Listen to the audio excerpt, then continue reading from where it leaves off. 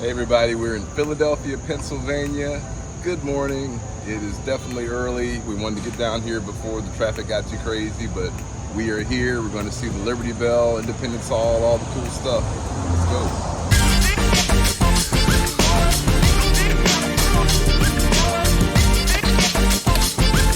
Hey everybody, this is Robin. And Miko. And we're Wander Open Roads. Hey, thanks for joining us. So we are on the way to Philly.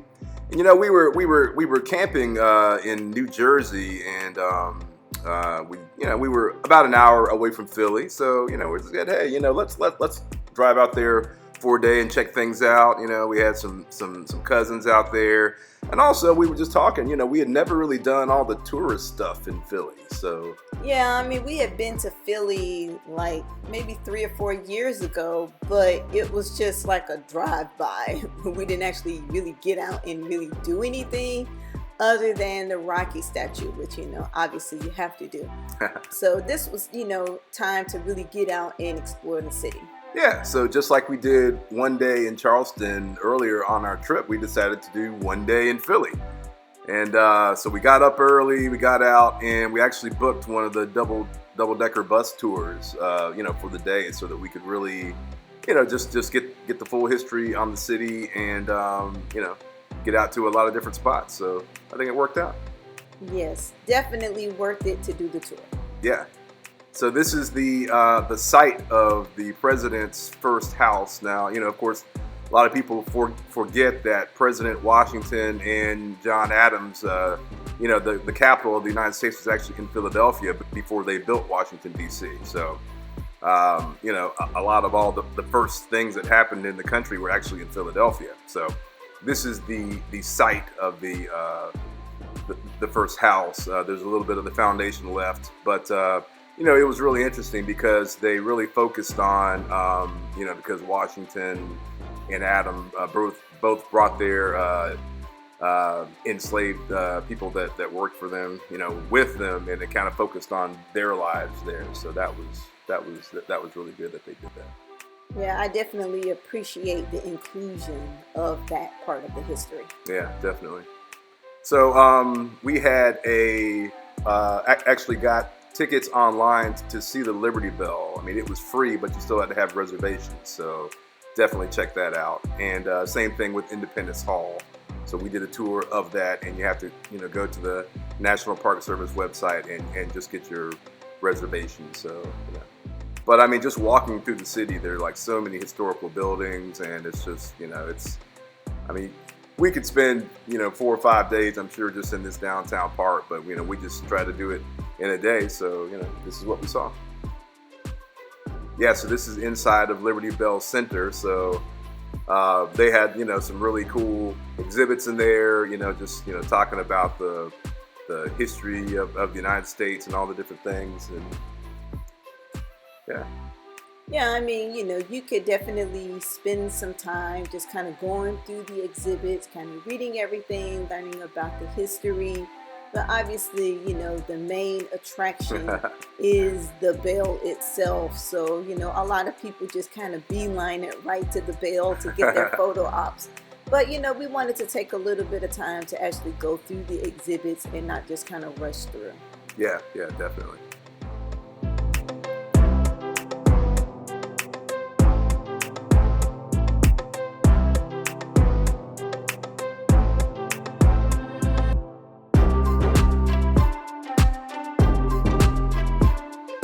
And after all that, here is the bell. The main attraction. That's right. So this was the old Philadelphia City Hall, which is right next to Independence Hall, and we actually just kind of stumbled in there by accident. Really, we didn't really know what it was. But one thing that was really cool was we went into the gift shop, and the person that was working there showed us a room that was just, off of the gift shop. I mean, it really wasn't even a part of the tour, but it ended up being the room where the U.S. Supreme Court actually held their court sessions from 1791 to 1800, which was really cool that he just let us back there. Yeah, so that was a nice little treat, unexpected treat. Yeah, definitely. So that there's a lot of history in that room. That was awesome. Now it's time for the bus tour. You are looking at the largest coin-producing mint in the world, one of 4 based here in the United States.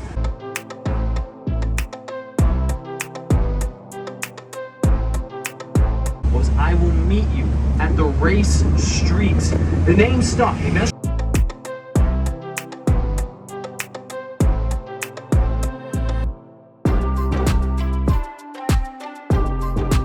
The original filming location of the television show It's Always Sunny, up to the point where the show shifted production out to Los Angeles, California.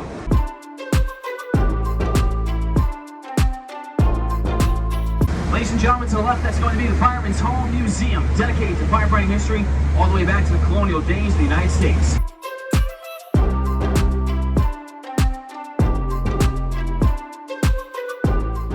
I think they've done a really good job in Philadelphia on, even with the newer buildings and the renovations, still maintaining the same kind of historical look, to the different buildings in the historical district. Yeah, that's really cool.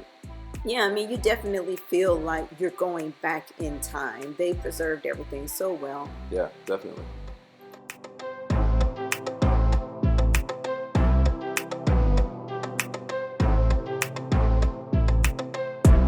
Inside a pretty cool tour called Money in Motion, showing you how currency has shaped the lives of the American people all the way back to the colonial days of the United States. 1976, the first of its kind in the United States, the African American Museum here in Philadelphia with the 13 whispering bells on the front. Each bell's had its clapper removed as a way of showing the silent struggle of slaves in the colonial United States.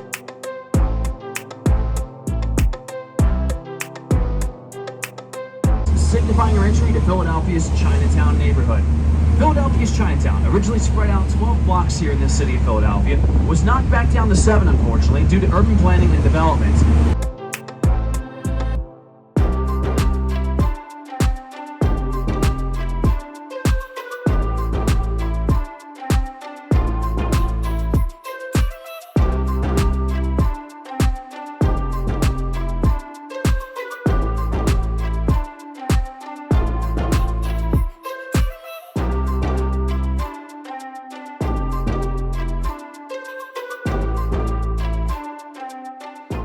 A few years back, I was in Philly for a conference, and right across from the conference center is the Reading Terminal Market. And it's a great place to go for a meal because there's so much variety in one location. I mean, you can pretty much just get anything, and it's a nice, fun place to just kind of walk around it as well and just kind of check everything out. So we decided to stop there for lunch. Oh yeah, lots of good choices, and we did not leave disappointed. Yeah. All right, so we have some franks here. We have some peach cornbread, some wings, string beans, and we got some fries at the Reading Market.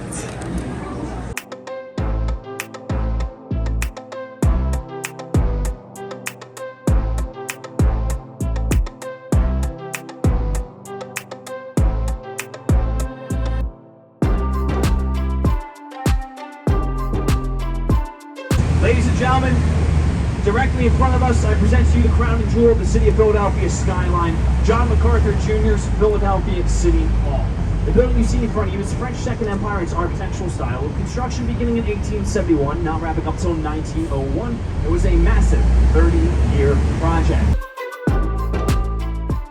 I tell you, I just love this City Hall building. It is so beautiful. I'm kind of like an architecture buff, so this is this is definitely it for me right here. Yeah, it's definitely an amazing piece of architecture. Just kind of that whole area, really. Yeah. And speaking of art and architecture, one reason that Philadelphia is such a cool city to go visit, and just looking at the buildings and all the different artwork, is for over 60 years now, there's been a law that was passed. Basically, the city's percent for art ordinance requires that 1% of the total dollar amount of any construction project that includes city funds has to be devoted to the commissioning of site-specific public art. So that's why you see so much art in the city, out in front of buildings, and even built into the design of some of the buildings. So that's a really neat concept. I wish more cities would do that, and it just really makes the city very interesting.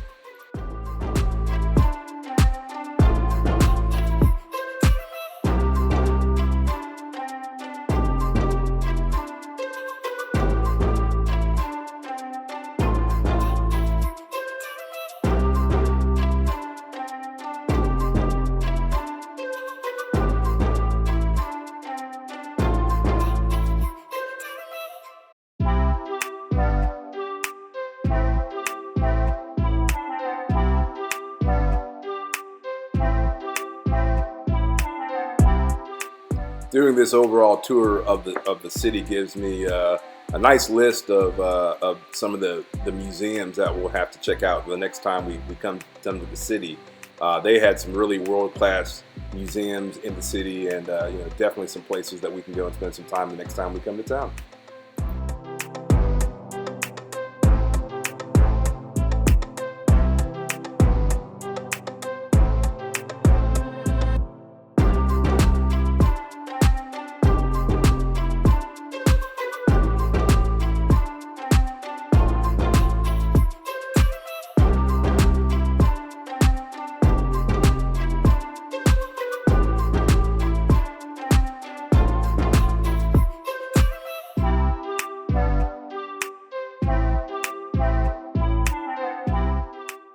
So of all the iconic things in Philly, for my generation, this is probably one of the most. The Rocky statue and the Rocky Steps, as they call it, at the Philadelphia Museum of Art.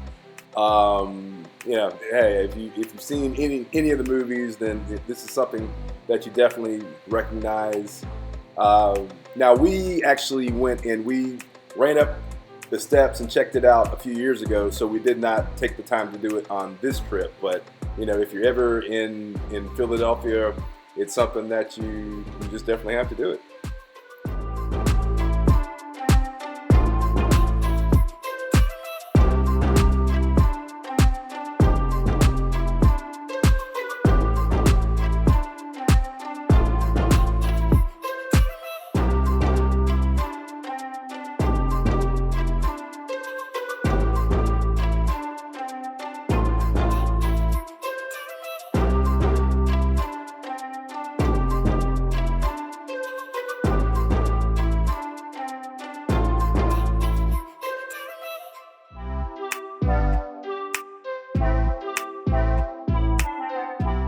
Hey, if you haven't already, please subscribe to our channel and like this video. We sure do appreciate it.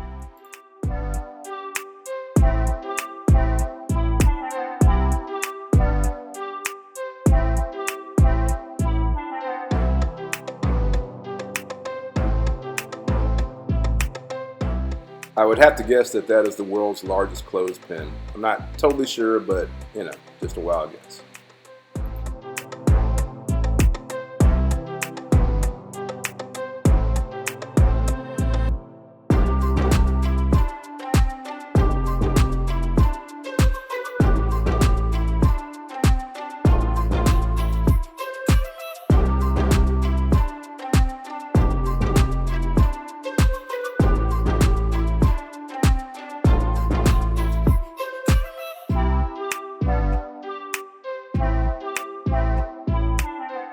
This was one of the earliest public hospitals in America, founded in 1750 by Benjamin Franklin, and at the time it opened, it was free for its patients.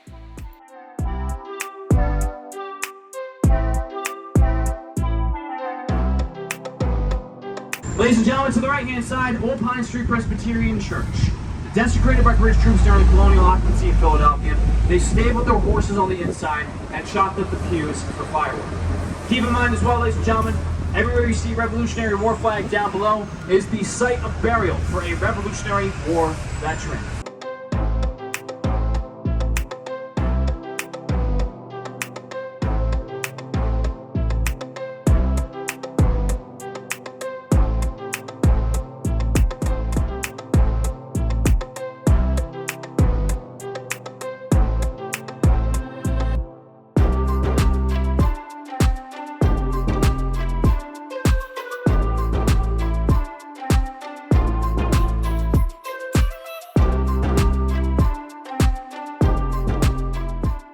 I had an opportunity to stay at Penn's Landing a few years ago, and it's a really cool area with a boardwalk that has restaurants, food trucks, playgrounds, and even a little carnival area with a Ferris wheel. And in the wintertime, they actually do an ice rink.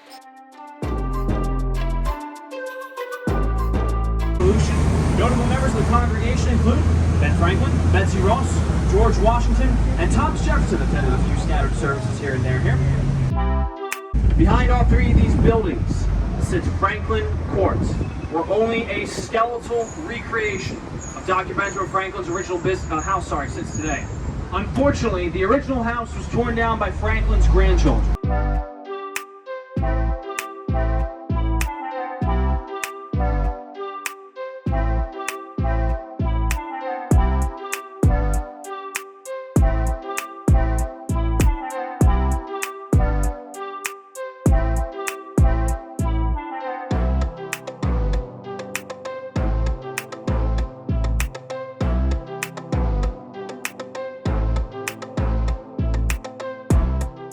So Independence Hall, as it's now called, was originally completed in 1753 as the Pennsylvania State House and served as the capital of Pennsylvania until 1799. It was where both the Declaration of Independence and the United States Constitution were debated and adopted by America's founding fathers.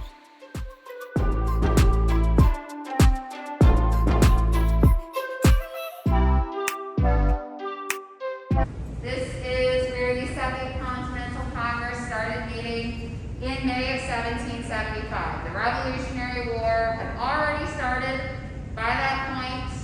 You're going to get all the 13 colonies together in one room, and they are going to create the Army, the Navy, and the Marines. On July 4th, when they adopted it, they made over 70 changes to Jefferson's draft.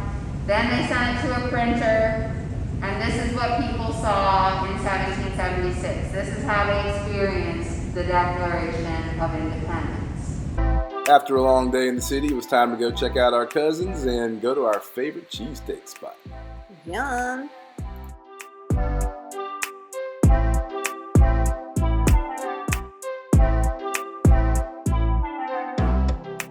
It's time to eat, y'all. We'll see you next time. Be sure to check out our selection of motorcycle shirts. Links will be in the description.